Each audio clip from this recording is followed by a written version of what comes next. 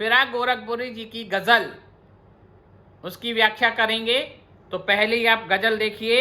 नौरस गुंचे पंखड़ियों की नाजुक गिरह खोले हैं, या उड़ जाने को रंगे बू गुलशन में पर तोले हैं। नौरस यानी नौ रसों से युक्त कविता जो होती है, नौ रसों से बनती है, रस की बनी हुई होती है। गुंचे होते हैं कलियां, नाजुक माने होता है कोमल, ग्रह माने होता है गांठ, और रंगबू रंग की जो है गंध को कहा जाता है, और गुलशन बाग को कहा जाता है। तो इसमें इस प्रकार कहा गया है, इस छंद में प्रकृति का सौंदर्य का वर्णन करते हुए कवि कहता है, कवि क्या कह रहा है सुनिएगा, कि बाग में पुष्पों की कलियां कोमल मधुर भावों को जागृत करती हुई हृदय में नव रस का संचार करती हैं, अथवा ऐसा प्रतीत होता है मानो रंग रंग बाग में उड़ जाने के लिए पंख फड़फड़ा रहे हों। यानी कविता जब अपने सौंदर्य को लेकर निकलती है तो उसके रस के सौंदर्य के आनंद में सभी को डूब जाने की इच्छा शक्ति होती है। यहाँ इस वाले जो गजल के पहला खंड है इसमें इस तरीके के बताया गया है। दूसरा देखिए, तारे आंखें झपकावे हैं, जर्रा जर्रा सोए है, तुम भी सुनो हो यारों, शब में सन्नाटे कुछ बोले हैं। तो इसमें भी जो कठिन शब्द हैं उन्हें बता रहा हूं। झपकाना का मतलब होता है टिमटिमाना, ठीक है, और कण कण, जर्रा जर्रा का मतलब होता है कण कर, और शब माने होता है रात। क्या कह रहे हैं, रात के सौंदर्य का यहाँ पर वर्णन किया गया है। कितना सुंदर अप्रतिम वर्णन है। देखिए कि रात्रि का समय है, घनघोर रात्रि का समय है, तारे टिमटिमा रहे हैं, प्रकृति का कण कण सो रहा है, सन्नाटा छाया हुआ है, किंतु क्या कवि को कुछ सुनाई दे रहा है। रात को जब सन्नाटा होता है तो कुछ आवाजें सुनाई देती हैं, वो है कह रहा है, वे कहता है कि मित्रों ध्यान से सुनो, रात्रि में भी ये सन्नाटा कुछ कहने को आतुर है। यानी जो सन्नाटा भी है वो हमसे कुछ कहना चाहता है कि हम अपने जीवन को किस तरीके से चलाएं। हमें शांत रहना चाहिए और शांत रहकर अपने जीवन में कुछ ना कुछ निरंतर ग्रहण करते रहना चाहिए। इसके बाद अगला देखते हैं, हम हो। बहुत सुंदर कहा गया, देखिएगा आपके लिए है, आज के जमाने के लिए कहा गया है, हम हो या किस्मत हो, हमारी दोनों को एक ही काम मिला, किस्मत हमको रो लेवे है, हम किस्मत को रो लेवे हैं। कितना सुंदर बात। कोसना एक दूसरे, अगर हम अपने प्रयास में कमी हमारी रह जाती है लेकिन हम प्रयास की तरफ ध्यान नहीं देते हैं, हम क्या करते हैं, हम एक दूसरे को कोसना शुरू करते हैं, हाँ मेरी किस्मत ही खराब है, जबकि ऐसा नहीं है। तो यहाँ कठिन शब्द किस्मत को भाग्य कहते हैं। एक रो लेवे का मतलब रोना होता है। तो क्या कह रहे हैं कवि, क्या कहना चाहता है कि हमें और हमारे भाग्य दोनों को एक ही काम मिला है। हमारा भाग्य हम पर रोता है और भाग्य भी ये सोचता है कि मैं इसके साथ क्यों जुड़ गया हूं, तरस खाता है और हम भाग्य पर रोते हैं। अर्थात भाग्य हमारा अच्छा नहीं, भाग्य भी हमारी स्थिति पर दुखी होता है। यानी दोनों ही एक दूसरे को दोषारोपित करते हैं। जबकि भारतीय समाज में कर्म को प्रधान कहा गया है। कर्मण्येवाधिकारस्ते मा फलेषु कदाचन, कर्म करना चाहिए, फल की इच्छा नहीं करना चाहिए। लेकिन हम फल की इच्छा के लिए भाग्य को कोसने लगते हैं। तो अब जब हम भाग्य को कोसेंगे तो भाग्य भी हमको कोसेगा। अब देखिए अगला जो है छंद क्या कह रहा है, जो मुझको बदनाम करे। चुगलखोर लोगों के लिए कहा जा रहा है। आज के समाज में जो चाटुकार लोग हैं, जो एक के ऊपर पैर रखकर दूसरे पे चढ़ते हैं, तो उनके लिए कहा गया है, जो मुझको बदनाम करे, काश वे इतना सोच सके, मेरा पर्दा खोले है या अपना पर्दा खोले है।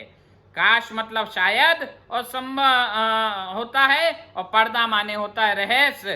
कभी क्या सुंदर तरीके से कहता है कि जो लोग मेरी बुराई करते हैं, मुझे बदनाम करते हैं, कभी केवल उनसे आग्रह कर रहा है। किसी की हमें बुराई नहीं करनी चाहिए। यहाँ कवि उन लोगों से आग्रह कर रहा है, क्या कर रहा है, वे इतना सोच लेते हैं कि मेरे रहस्यों को उद्घाटन करते समय वे अपने ही रहस्यों को खोल रहे हैं। यानी अगर आप चुगलखोरी कर रहे हैं तो सामने वाला समझ जाता है कि इससे सावधान रहना चाहिए। आज ये उसकी चुगलखोरी कर रहा है, कल को वो मेरी भी कर सकता है। तो इससे अच्छा क्या है, जब हम दूसरों की बुराई करते हैं तो हम अपने स्वरूप की रक्षा भी नहीं कर पाते हैं। यानी अगर हम किसी की बुराई करेंगे तो ये आनंद मत कीजिए। एक उंगली अगर सामने वाले की तरफ होगी तो 3 उंगली आपकी तरफ इशारा कर रही होंगी। यानी कहने का तात्पर्य है कि अगर आप किसी की बुराई करेंगे तो निश्चित अपना भी जो आपका एक स्वरूप है उसको भी खो देंगे। इसलिए हमें कभी भी किसी की बुराई नहीं करनी चाहिए। अगला देखिए क्या कह रहे हैं, ये कीमत भी अदा करें हम बदरुस्ती ए होशो हवास, तेरा सौदा करने वाले दीवाना भी होले हैं। कीमत, कठिन शब्द कीमत, मूल्य, बदरुस्ती ए होशो हवास, विवेक के साथ हमें हर काम को अपने दिमाग से करना चाहिए, सोचना चाहिए।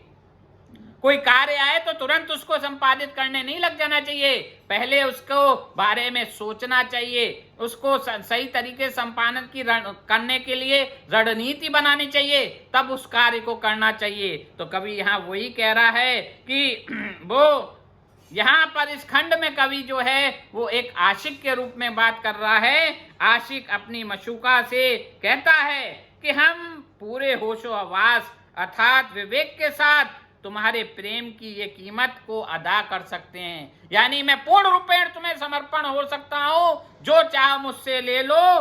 क्योंकि तुझे पाने का सौदा करने वाले दीवाना बनने को तैयार हैं, क्योंकि मैं उस कीमत, जाए जो भी कीमत लग जाए, चाहे लोग मुझे कुछ भी कहना चाहें, मैं उस कहने पर को तात्पर्य हूँ, चाहे मुझे दीवाना तक बना दिया जाए, पागल तक कह दिया जाए, मेरे को कोई फर्क नहीं पड़ सकता। मैं तो तुम्हारे लिए हर प्रकार का कीमत अदा करने के लिए तैयार हूँ। आगे देखिए क्या कह रहे हैं, तेरे गम का पासे अदब कुछ दुनिया का ख्याल भी है। कितनी सुंदर बात है। आशिक है ना, प्रेमी और प्रेमिका में एक दूसरे की सामंजस्य होता है, उसी का सौंदर्यपूर्ण उदाहरण है कि तेरे गम का पासे अदब कुछ दुनिया का ख्याल है, सबसे छिपा के दर्द के मारे चुपके चुपके रोले हैं।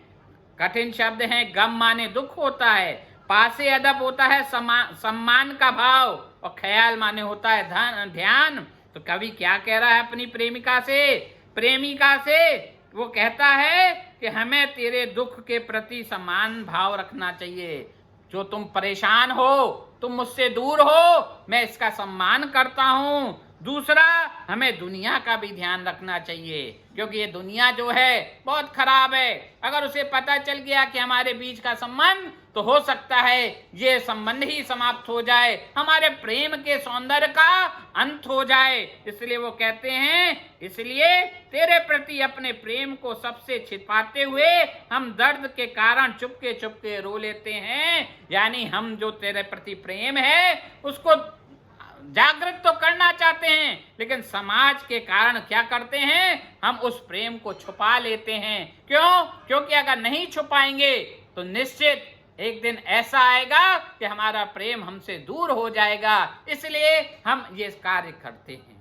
अगला देखिए कितना सुंदर कहा है, फितरत का कायम है तवाजुम आलमे हुस्न इश्क में भी, उसको उतना ही पाते हैं खुद को जितना खो लेते हैं। सुंदर बात, प्रेमी प्रेमिका की बात है। जितना समर्पण भाव होगा उतना ही ज्यादा प्रेम की अटूट धारा फैलेगी। तो कठिन शब्द देखिए पहले, फितरत माने होता है आदत, तमाजुन माने होता है संतुलन, आलमे हुस्न इश्क प्रेम और व सौंदर्य की स्थिति, इसे कहा गया है। तो क्या कहा है, प्रेमी अपने धैर्य का वर्णन करते हुए कहता है, हर कार्य में मैं कहता हूं, कोई भी कार्य अगर आपको संपादित करना है तो धैर्य बहुत जरूरी है। जल्दबाजी में सब काम बिगड़ जाते हैं। तो वही यहां कह रहे हैं कि प्रेमी अपनी प्रेमिका का वर्णन करते हुए कहता है, क्या कह रहा है कि प्रेम और सौंदर्य का की अधिकता के बाद भी हमारी आदत का संतुलन बना हुआ है।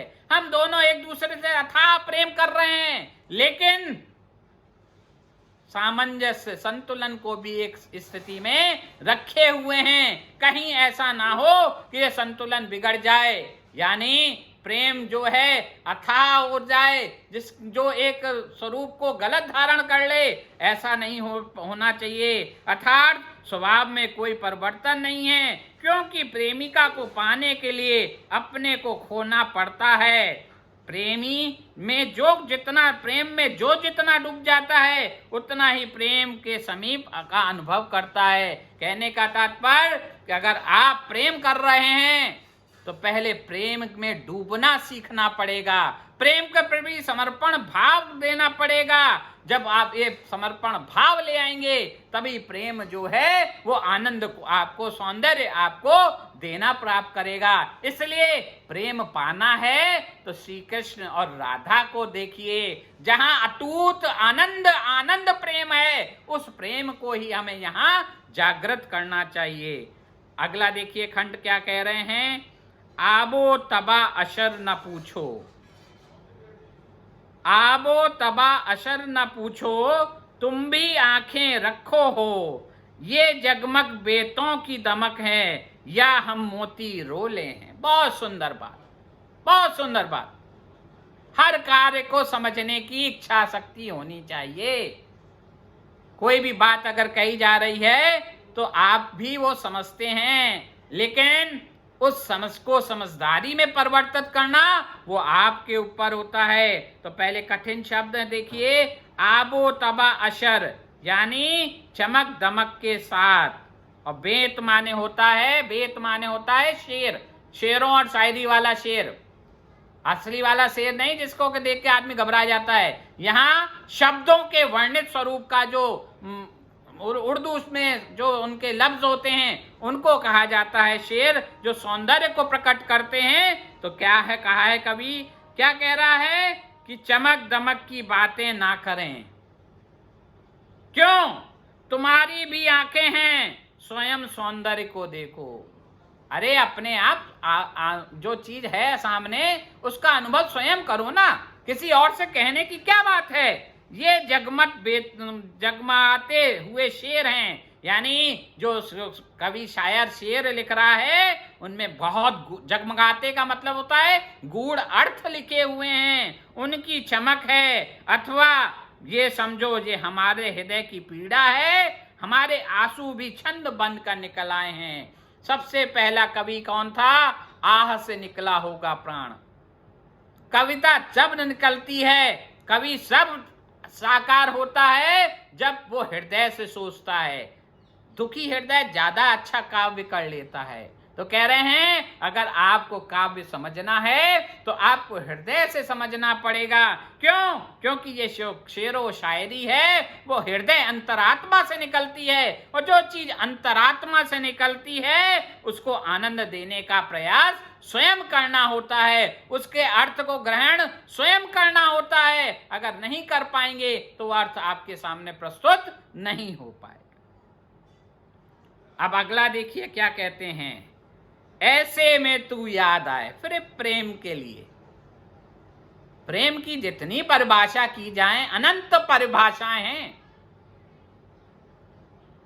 कुछ शारीरिक प्रेम करते हैं, कुछ किताबी प्रेम करते हैं, कुछ सांसारिक प्रेम करते हैं, कुछ लक्ष्मी का प्रेम को अलग अलग रूप में परिभाषित किया जाता है। यहां देखिए क्या कह रहे हैं, ऐसे में तू याद आए अंजुमे में रिंदों को, रात गए गर्दू पे फरिश्ते, बाबे गुनाह जग खोले हैं। कठिन शब्द देखिए, अंजुमे में शराब की महफिल को कहा जाता है, शराब खाना जहाँ पे लोग बैठकर शराब पीते हैं। रिंद माने शराबी, गर्दू माने आकाश, फरिश्ते देवदूत, बाबे गुनाह पाप का अध्याय। यानी जब हम मर के ऊपर जाते हैं, स्वर्ग जाते हैं, तो जो चित्रगुप्त जी ने जो सब लिखत पढ़त कर रखी है, उसको कहा गया है बाबे गुनाह, यानी जो हमने गलत काम किए हैं वो सब हमारे सामने यमराज जी के सामने सुनाए जाते हैं और उसके अनुरूप हमको दंड दिया जाता है। तो कभी देखिए यहाँ पे क्या कह रहा है, प्रेमी से कहता है कि शराबियों को शराब महफिल में तू याद आती है। जो शराबी होते हैं ना, उनका वर्णन ही नहीं किया जा सकता। सोमरस में ऐसा डूब जाते हैं कि उनको पता ही नहीं होता कि वहां वो किस जगह कौन सी बात कर रहे हैं, कहाँ हैं। नाली को स्विमिंग पूल समझ लेते हैं, मिट्टी को पाउडर समझ लेते हैं, अन्य बातें करते हैं, बड़बड़ाने लगते हैं। शराब घर में बैठे हैं, अपनी प्रेमिका के बारे में दूसरे से चर्चा कर रहे हैं। नहीं करनी चाहिए, गलत बात है। लेकिन वो क्योंकि शराब का नशा जो है वो सिर चढ़ कर बोलता है, तो वही यहाँ पर कवि ने, जो शायर ने कहा है, शराबियों को शराब की महफिल में तू याद आ रही है। क्यों? मुझे तो ऐसा लगता है कि मानो आकाश में देवदूत पाप के अध्याय रात में के बीच में खोल रहे हैं। यानी ऐसा वक्त में जब मैं तेरे विचार कर रहा हूं तो मैं गलत कार्य कर रहा हूं, और उस गलत कार्य को जो देवदूत हैं वो सब देख रहे हैं और वो लिपिबद्ध कर रहे हैं। प्रेमी को शराबियों के मध्य अपनी प्रेमिका स्मरण अच्छा नहीं लगता है, उसे पाप का अध्याय प्रतीत होता है। वो चाहता है कि मैं इन शराबियों के बीच में कोई अपनी प्रेमिका का वर्णन नहीं करूं, लेकिन क्योंकि वो शराब में डूबा हुआ है तो वो भूल जाता है कि वो कहाँ बैठा है। चाहता है कि नहीं करूं, लेकिन उसके मुख से सब निकलना शुरू हो जाता है, जो उसको लगता है कि उसने आज बहुत बड़ा पाप कर दिया है। आगे देखिए, अंतिम जो है बहुत सुंदर है। लेखनी क्या होती है? कभी हर व्यक्ति को अपने ऊपर विश्वास होना चाहिए, आत्मविश्वास होना चाहिए। मैंने लिखा, सरस्वती माता ने लिखा। जब माँ सरस्वती का आशीर्वाद मिल जाता है तभी लेखनी जागृत होती है, और लेखनी जागृत हो जाती है तो शब्द रूपी मोती जो हैं अपने आप प्रस्फुटित होते हैं और हीरे के स्वरूप को, सारे सौंदर्य को इस संसार में बिखेरने लगते हैं। तो देखिए कब जो शायर है वो अपने लिए क्या कह रहे हैं। फिराक गोरखपुरी बहुत बड़े शायर हैं, क्या कह रहे हैं सुनिए कि सदके फिराक एजाजे सुखन, सदके फिराक एजाजे सुखन के कैसे उड़ाली यह आवाज, इन गजलों के पर्दों में तो मीर की गजलें बोले। एक बहुत बड़े शायर गजलकार हुए हैं मीर, उनसे इन्होंने अपने को कहा है, उन अथाह सौंदर्य पूर्ण गजल बहुत अपने आप में बहुत सौंदर्य है। सुनिएगा, बहुत सारे गायकों की गजलें हैं, वो सुनिएगा। तो यहाँ पर पहले कठिन शब्द है, सदके माने होता है प्रणाम। सदके वैसे देखा जाए तो पंजाबी शब्द है, आपने अक्सर पिक्चरों में देखा, सदके जाना है, प्रणाम करता हूँ। एजाजे सुखन, बेहतरीन शायरी। एजाज माने होता है हृदय से सुख को देने, हृदय को सुख देने वाला, तो यहाँ उसको बेहतरीन शायरी कहा गया है। तो क्या कहना चाह रहा है कवि, जहां न जाए रवि वहां पहुंच जाए कवि। क्यों ऐसा कहा गया है? क्योंकि सौंदर्य की प्रतिमा को सबके सामने प्रस्तुत करना शब्दों के जाल से, ये मात्र कवि की ही देन होती है। हम कोई सो रहा है तो उसको मुर्दा भी है, अगर उसको शब्दों को समझ में ला दी गई तो वो भी जागृत हो जाता है। हनुमान जी बैठे हुए थे, लंका जाने के लिए सब लोग बैठे थे, कौन जाएगा कौन जाएगा कौन जाएगा, लेकिन जब पता लगा, जामवन जी ने कहा हनुमान जी, और हनुमान जी को जब उनकी शक्तियां याद दिलाई गई, शब्दों के खेल किया गया, तो वो शब्दों का सौंदर्य माता सीता को खोज कर ले आया। तो वो यहाँ पर कितना सुंदर कहा गया है। कह रहा है कवि, क्या कह रहे हैं कि कवि अपने काव्य की प्रशंसा करते हुए क्या कहता है, सौंदर्य देखिए, मेरी बेहतरीन शायरी ने किस प्रकार ऐसे गुण अपना लिए हैं। बहुत सुंदर लिखते हैं, आपने देख लिए इनके सारे गजल, रुबाइयां देखनी कितना सुंदर लिखते हैं। अब इसकी तुलना क्या होता है ना बेटा, हम लोग जब अपने काम करते हैं ना तो हम कभी कभार ऐसा कोई काम कर जाते हैं जो किसी बड़े आदमी ने किया हो, तो हमको कभी कभी लगता है कि हमने उससे अच्छा काम किया, हमें बहुत अच्छा लगता है कि हमने ऐसा काम किया कि उनके निगाह में भी हम अच्छे हो गए। तो वही कह रहे हैं कि बेहतरीन शायरी के किस प्रकार से अपना किया है कि इन गजलों को सुनकर लोग यह अनुभव करते हैं कि इन गजलों में तो बहुत बड़े शायर जो हैं मीर हैं, उनकी समानता है। यानी कवि कहना चाह रहा है कि जो शायर मीर हैं, इतना सुंदर गोरखपुरी जी ने लिखा है कि लोग उनकी प्रशंसा करते हुए नहीं थक रहे हैं, और वो साक्षात कह रहे हैं कि जिस प्रकार से मीर को सुनने में आनंद आता है, उस प्रकार से फिराक गोरखपुरी की गजलों को सुनने में भी बहुत आनंद आता है। तो इस प्रकार से आज गजल और फिराक गोरखपुरी का ये पाठ समाप्त होता है, काव्य खंड समाप्त होता है। बहुत सुंदर गजलें हैं, बहुत सारी चीजें कही हैं, जीवन के नैतिक मूल्यों को आपके सामने बहुत तरीके से प्रस्तुत किया है, काव्य के रस के सौंदर्य को इन्होंने आपके सामने प्रस्तुत किया है, बालपन से प्रेमी प्रेमिका तक, और काव्य के सौंदर्यपूर्ण छंदों को आपके यहाँ सामने इन्होंने प्रस्तुत किया है। तो आज फिराक गोरखपुरी जी को मैं हृदय से प्रणाम करता हूं कि उन्होंने बहुत सुंदर रचना आपके सामने आपके लिए लिखकर भेजी है, जो एनसीईआरटी ने इस किताब में संकलित की है। जय माता।